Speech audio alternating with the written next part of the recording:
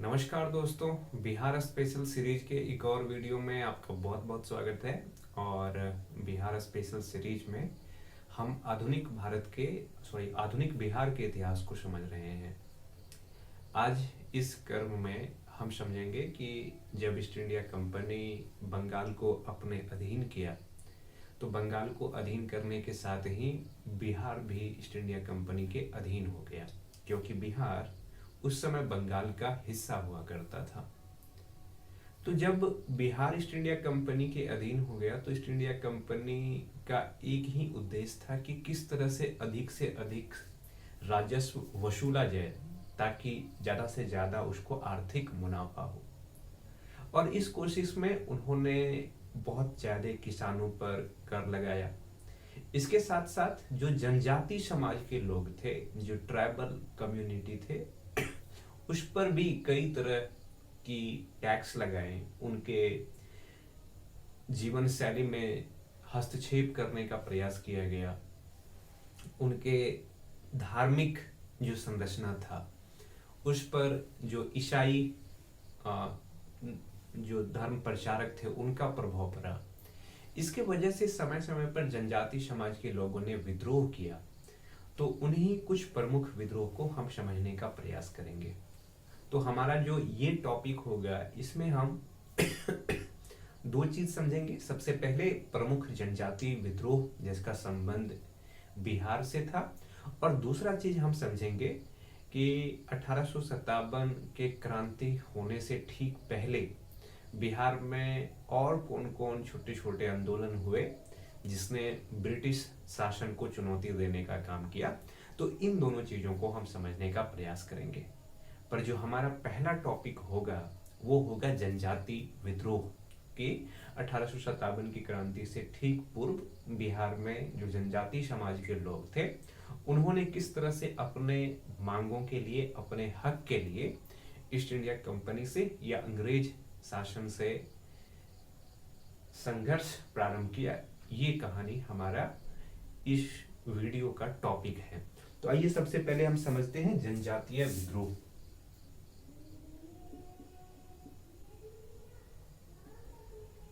जनजातीय विद्रोह। देखिए, जनजाति लोग कौन होते हैं? जनजाति या ट्राइबल वो लोग जो प्रकृति के साथ रहते हैं, जिसका जीवन प्रकृति पे निर्भर करता है, और जो अपने आप को जो बाकी समाज है उन समाजों से अलग थलग करके जीवन जीते हैं, वो लोग जनजाति होते हैं। वो जंगलों में रहते हैं या पठारों में या ऐसे दुर्गम स्थलों पे जहाँ पे आम लोगों को जिंदगी मुश्किल लगती है, उन परिवेशों में रहने वाले लोग जनजाति समाज के लोग थे। तो अब सवाल ये उठता है कि जनजाति समाज के लोग जब अपने आप को अलग थलग करके रख रहे थे तो फिर आखिर ईस्ट इंडिया कंपनी उनके साथ क्या किया कि उन्होंने विद्रोह प्रारंभ कर दिया? नहीं। तो देखिए, जनजाति के द्वारा जो विद्रोह किया गया था इसके पीछे कई सारे कारण थे, जिनमें कि आपको इसके कारण की बात करें तो कई सारे कारण देखने को मिलेंगे। धार्मिक कारण, सामाजिक, सामाजिक, राजनीतिक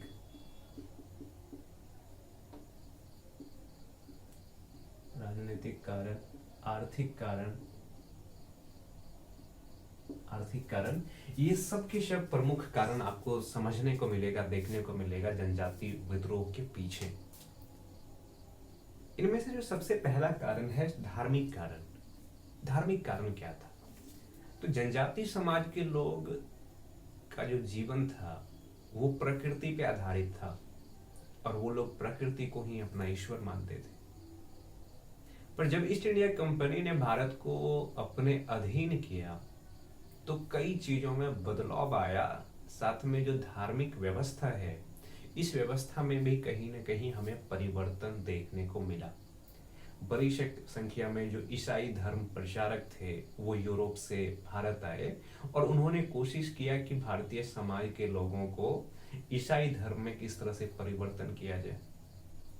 तो बहुत सारे ईसाई मिशनरी क्या किया कि ईसाई मिशनरियों के द्वारा जो जनजाति समाज के लोग हैं उनके धर्मों में पहुंच करके, उनके समाज में पहुंच करके उनको धार्मिक रूप से धर्मांतरण करने का प्रयास किया।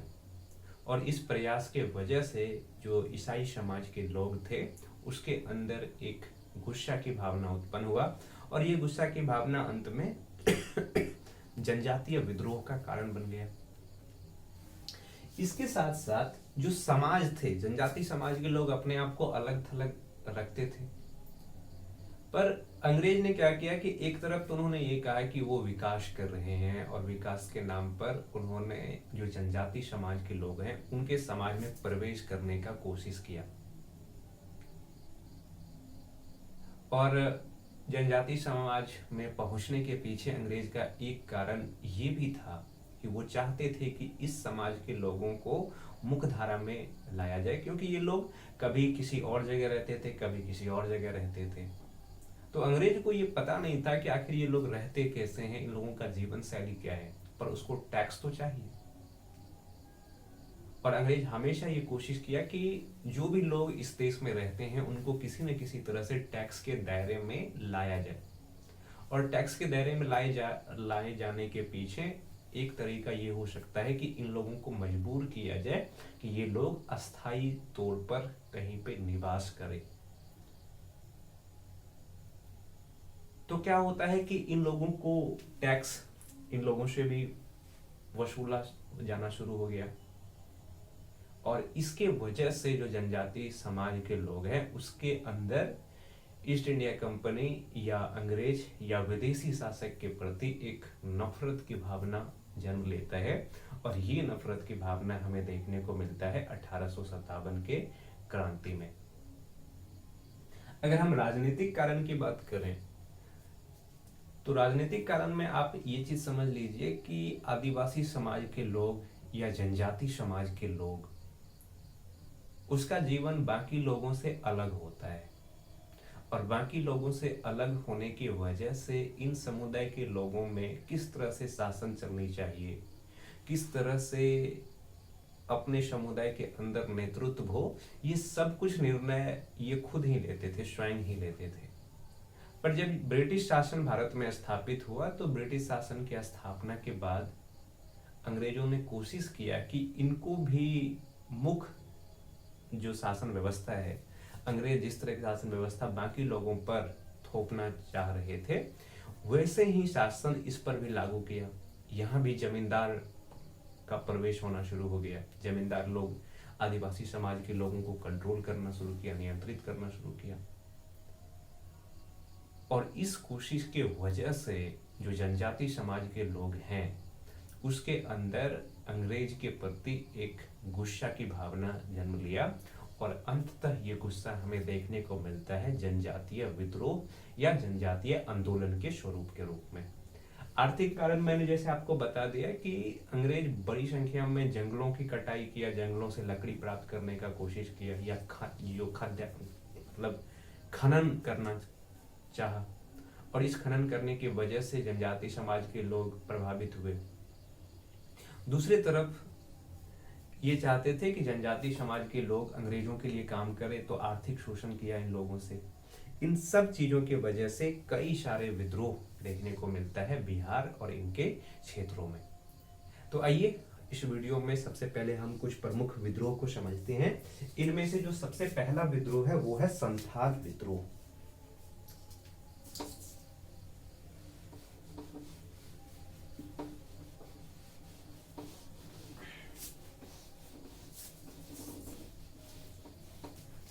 इनमें जो सबसे पहला विद्रोह हमें देखने को मिलता है वो है संथाल विद्रोह।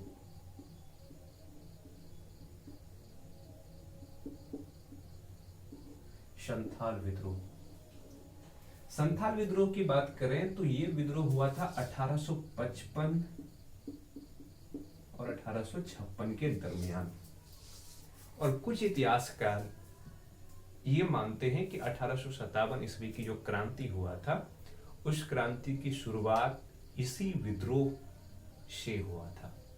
हालांकि इस विद्रोह का उद्देश्य और 1857 ईस्वी की जो क्रांति है उसका उद्देश्य और कारण दोनों अलग थे, पर आप ये चीज समझ लीजिए कि 1855-56 में संथाल विद्रोह की शुरुआत हुआ था। और ये विद्रोह का जो क्षेत्र है, अगर इस विद्रोह के क्षेत्र की बात करें तो इस विद्रोह का जो क्षेत्र है, जो आज का भागलपुर है, भागलपुर एवं राजमहल के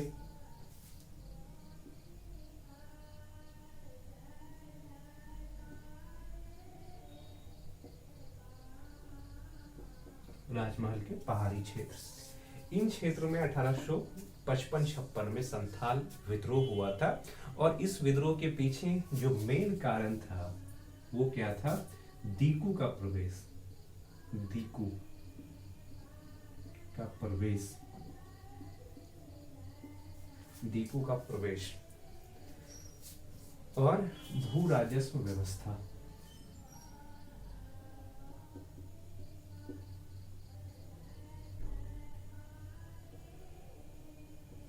भू राजस्व व्यवस्था। संथाल विद्रोह जो 1855 एवं 56 के बीच हुआ था, इस विद्रोह के पीछे का जो मेन कारण था वो था दीकुओं का प्रवेश। देखिए, जो आदिवासी समाज के लोग हैं या जनजाति लोग थे, वो बाहरी लोगों को दीकू कहते थे। दीकू वो लोग होते थे जो आदिवासी समाज के सदस्य नहीं थे, बाकी लोग थे, चाहे उसमें कोई अन्य भारतीय लोग हो या कोई विदेशी हो, वो सब उनके लिए दीकू थे, बाहरी थे। और वो इस बात को कभी भी स्वीकार नहीं करना चाहते थे कि दीकू उनके समाज में प्रवेश करे, उनके जीवन शैली को प्रभावित करे, उनके जीवन जीने के तरीके को बदले। और संथाल विद्रोह जो 1855 एवं 56 के बीच हुआ, इस विद्रोह का मेन कारण दीकुओं का प्रवेश ही था। बड़ी संख्या में क्या होता था कि जो जमींदार हैं वो जनजाति समाज के लोगों में पहुंचना शुरू हो गया। जो ब्याज पे पैसे देने वाले लोग थे वो पहुंचना शुरू हो गया। इससे जनजाति समाज का शोषण आरंभ हो गया और इस शोषण के वजह से इन्होंने विद्रोह किया। इसके साथ साथ एक व्यवस्था शुरू हुआ, भू राजस्व व्यवस्था। भू राजस्व व्यवस्था का मतलब क्या हो गया कि भूमि, जमीन किसका है? सरकार का है, गवर्नमेंट का है। और जो लोग इस भूमि पर उत्पादन करते हैं या निवास करते हैं, उन व्यक्ति को सरकार को टैक्स देना होगा। पर आदिवासी समाज में ऐसी कोई बातें थी नहीं, क्योंकि वो मानते हैं कि जल, जंगल और जमीन, ये तीनों प्रकृति ने उन्हें उपहार में दिया है, और उपहार में देने की वजह से इस पर कोई उससे टैक्स नहीं ले सकता है। पर पहली बार उसको एक नई व्यवस्था देखने को मिलता है कि सरकार उनसे, उसके जमीन के बारे में उनसे टैक्स ले रहे हैं। इसके वजह से भी ये विद्रोह शुरू हुआ। और इस विद्रोह का जो परिणाम है, परिणाम क्या हुआ? हिंसक झड़प हुआ। परिणाम में देखने को मिला हिंसक झड़प, हिंसक झड़प। जनजाति समाज के लोग और सरकार के सैनिकों के बीच हिंसक झड़प हुए, और इन हिंसक झड़प में बहुत सारे लोग मारे भी गए, बहुत सारे लोग घायल भी हुए। पर इसका एक खास पहलू ये देखने को मिलता है कि संथाल लोगों के लिए एक नया जिला का निर्माण हो गया, जिसको कहते हैं संथाल परगना। संथाल परगना, एक नया जिला का गठन हुआ संथाल परगना का। और संथाल परगना का जो क्षेत्र था, इस क्षेत्र में ये नियम बनाया गया कि इस क्षेत्र में रहने वाले लोगों से जमीन कोई बाहरी व्यक्ति नहीं खरीद सकते हैं। यानी कि इस आंदोलन ने आदिवासी समाज के लोगों को एक चीज में फायदा पहुंचाया, वो ये था कि आदिवासी समाज के लोगों के जमीन, जो बाहरी लोग हैं, जो बाहरी लोग जिसको वो दीकू कहते हैं, वो दीकू उनके जमीन को नहीं खरीद सकते हैं। तो बिहार में होने वाला जो पहला जनजातीय विद्रोह था वो था संथाल विद्रोह, जो कि 1855 और 56 के बीच हुआ था। इस आंदोलन के पीछे कारण क्या था, इसका परिणाम क्या हुआ, इन चीजों को हम समझे। अब आके हम समझते हैं एक और आंदोलन जिसको कहते हैं मुंडा विद्रोह। और ये मुंडा विद्रोह न केवल बिहार के लिए बल्कि भारत के भी प्रमुख जनजाति विद्रोह में से एक था।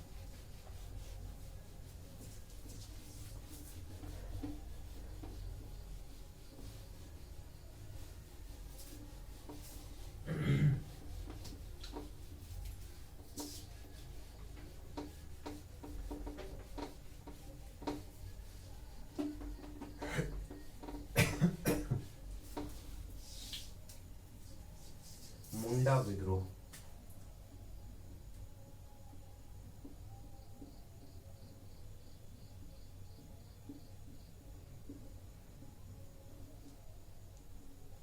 मुंडा विद्रोह देखिए, अगर मुंडा विद्रोह की बात करें इनके समय अवधि का, तो ये 1890 से लेकर के 1900 ईस्वी के बीच चला था। और इसका नेतृत्व अगर समय अवधि की बात करें तो लगभग 1895 से लेकर के 1900 ईस्वी के बीच ये विद्रोह चला था। और इस विद्रोह का जो नेतृत्व किया था वो कौन किया था? बिरसा मुंडा ने नेतृत्व, बिरसा मुंडा, बिरसा मुंडा। और उन्हीं के नाम पर इस आंदोलन का नाम पड़ा मुंडा विद्रोह। इसके कारण को देखें कि इस विद्रोह के पीछे का कारण क्या था, तो सबसे पहला कारण था दीकुओं का प्रवेश। दीकुओं का प्रवेश बड़ी संख्या में मुंडा समाज के अंदर क्या हो रहा था कि ईसाई धर्म प्रचारक प्रवेश कर रहे थे। और ये ईसाई धर्म प्रचारक जो जनजाति समाज के लोग हैं उनको उनके धर्मों से निकाल करके उनको ईसाईयत में परिवर्तित कर रहे थे। इसके वजह से क्या होता था कि ईसाई समाज के लोगों के अंदर सरकार के प्रति एक गुस्सा की भावना था, नफरत की भावना था। और 1857 ईस्वी के विद्रोह में जनजाति लोगों ने तो भूमिका निभाया ही, साथ में 1900 ईस्वी के आसपास जो ये विद्रोह हुआ था इनका पीछे भी एक बड़ी कारण यही था। दूसरा इसके कारण में देखें तो एक व्यवस्था था खूंटी कट्टी व्यवस्था। खूंटी कट्टी व्यवस्था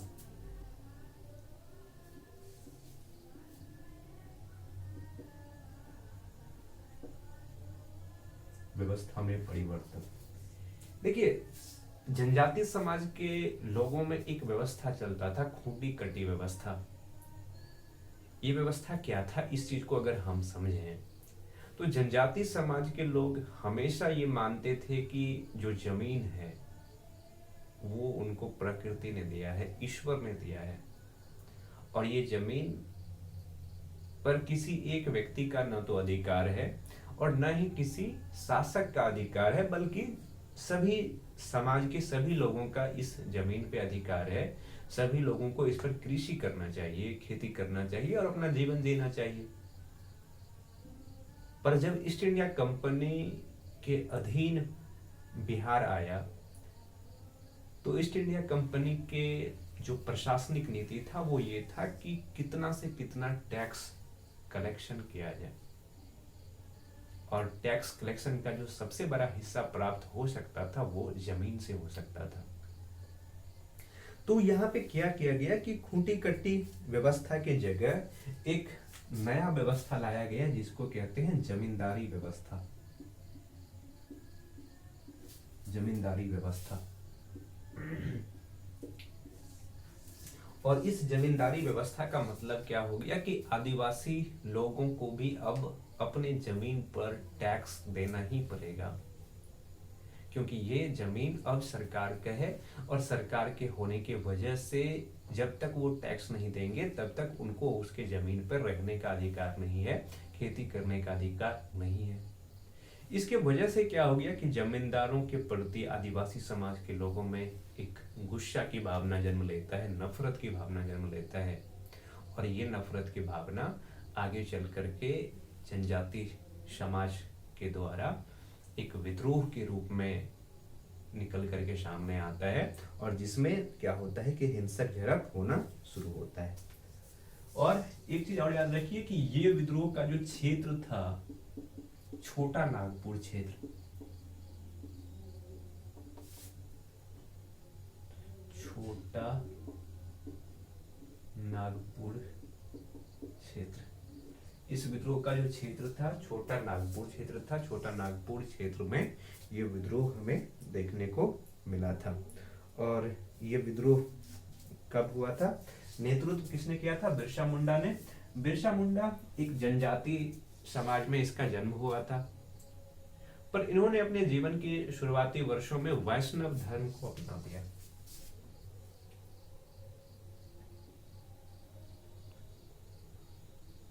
वैष्णव धर्म का इन्होंने दीक्षा लिया। किससे, एक व्यक्ति थे आनंद पांडे से।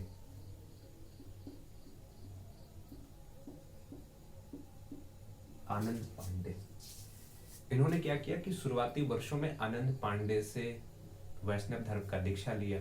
ये एक ईसाई मिशनरी स्कूल में पढ़ा भी, जिसके वजह से ये कई सारे धर्मों को जाना समझा, यहाँ तक कि ईसाइयत को भी समझा इन्होंने। और इसके बाद इन्होंने खुद को ईश्वर का अवतार कहा, खुद को सिंह बोगा कहा। सिंह बोगा,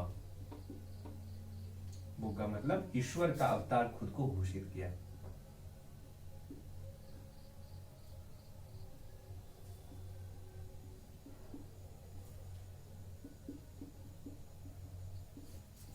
खुद को ईश्वर का अवतार घोषित किया।